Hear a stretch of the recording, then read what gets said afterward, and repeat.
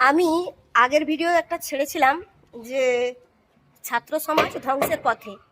তো আমার কথাটা কিন্তু সত্যি, ছাত্র সমাজ ধ্বংসের পথে। কারণ যবে থেকে পাস ফেল তুলে দিয়েছে সরকার, তবে থেকে কিন্তু ছাত্র সমাজ কিন্তু ধ্বংসের পথে গেছে। আমাদের সময় কিন্তু ছিল না, পাস ফেল ছিল। সেই বলছি, সরকারের কাছে আমি বলতে চাই এই পাস ফেলটা যেন আবার ফিরে আসে। মিড ডে মিল দেওয়া শুরু করলো, মিড ডে মিল দেওয়ার জন্যই পাস ফেলটা তুলে দিয়েছে।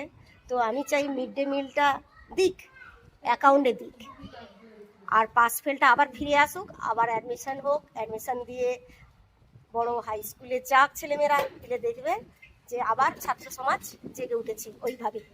আর যদি না পাস ফেল ওঠে তো পড়াশোনা পুরো চলে গেছে।